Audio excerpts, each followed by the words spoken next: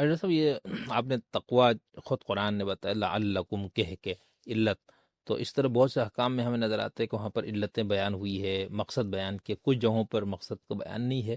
تو ہم اپنے ہاں یہ دیکھتے ہیں نا کہ لوگ خود سے، یعنی ہمارے اس سے باقاعدہ کتابیں بھی ہیں، مقاصد شریعہ، پھر علوم اسرار دین وغیرہ پہ، اب روزے سے متعلق جیسے ہم دیکھتے ہیں لوگ اس کی صحت کے فضائل بھی اسی سے لے کر آ رہے ہیں کہ بھئی اس سے یہ ہو جاتا ہے فلانا، یا اسی سے اور بھی بہت سارے ایسے مقاصد لوگ بیان کرتے ہیں جو کہ دین میں بیان نہیں۔ تو کیا عبادتوں کا یا باقی احکام کا بھی کوئی علت اور اس کا مقصد خود خدا ہی بتائے گا، یا ہم انسانوں کو بھی کوئی ایسا اختیار ہے کہ ہم بھی اپنی عقل اور فکر کے گھوڑے دوڑا کر کچھ مقاصد خود سے بیان کریں؟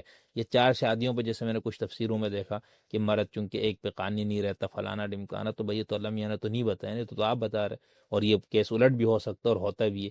تو اس کا کوئی اصولی کوئی چیز بتائے نا کہ مقصد بیان کرنے کا اختیار صرف خدا کو ہے، یا ہم بھی اپنی عقل سے کوئی مقاصد بیان کر سکتے ہیں؟ جی یہ بھی بہت ایک اچھا سوال ہے۔ اس کو اس لحاظ سے ہمیں سمجھنا چاہیے کہ جو عبادات ہیں جس میں ہم اپنے پروردگار کے ساتھ ایک علامتی تعلق کا اظہار کرتے ہیں، یہ دینی نوعیت کی چیزیں ہیں، ان کا دنیاوی امور سے کوئی تعلق نہیں ہے۔ ٹھیک۔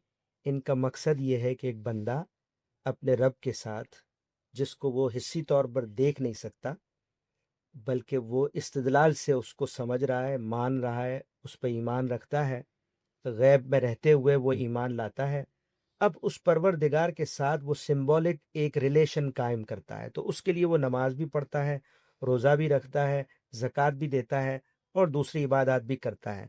تو یہ عمل اپنی نوعیت کے لحاظ سے دینی نوعیت کا عمل ہے، نہ کہ کوئی دنیاوی لحاظ سے کوئی چیز ہے۔ اور دین کا جب مقصد ہم دیکھتے ہیں، خود دین کے اندر جو بیان ہوا ہے وہ یہ ہے کہ دین کا مقصد تزکیہ ہے۔ تو وہ تزکیہ، جیسے کہ دین ہم سے اپنے اخلاق میں تزکیہ چاہتا ہے کہ ہم اپنے اخلاق کو پیوریفائی کریں، آلودگی سے بچائیں، اسی طرح وہ ہمارے کھانے پینے میں چاہتا ہے کہ ہم اپنی خوراک کو، خور و نوش کو پاکیزہ رکھیں، آلودگیوں سے، نجاست سے بچیں۔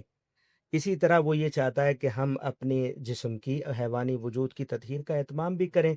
تو یہ پہلو ہے۔ اس کے علاوہ چوتھی چیز یہ ہے کہ ہم اپنے رب کے ساتھ اپنے تعلق کو گہرا کریں، استوار کرنے کے ساتھ اس کو مضبوط کریں، اور اس سے اپنے تزکیے میں نمو پیدا کریں، اس میں اضافہ کریں۔ ٹھیک ہے؟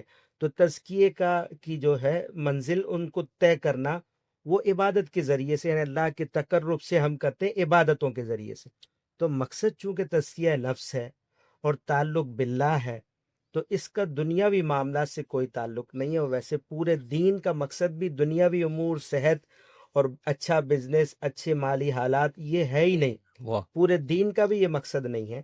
جب پورے دین کا مقصد تزکیہ نفس ہے اور عبادات کا مقصد تعلق باللہ ہے اور تقرب الہی ہے اور علامتی اظہار بندگی کا، تقوی کا، ان ساری چیزوں کا جو ہم گفتگو کر چکے ہیں، تو اس میں ان دنیاوی چیزوں کو زیر بحث نہیں لانا چاہیے، اور چونکہ یہ دین کا مقصد ہی نہیں ہے۔ لیکن ضمنی طور پر کوئی شخص کہے کہ اس سے یہ چیز حاصل ہو گئی ہے، تو یہ اس کا علم ہے، اس کے ٹھیک مطابق اس نے ٹھیک، ایک رائے قائم کی ہے۔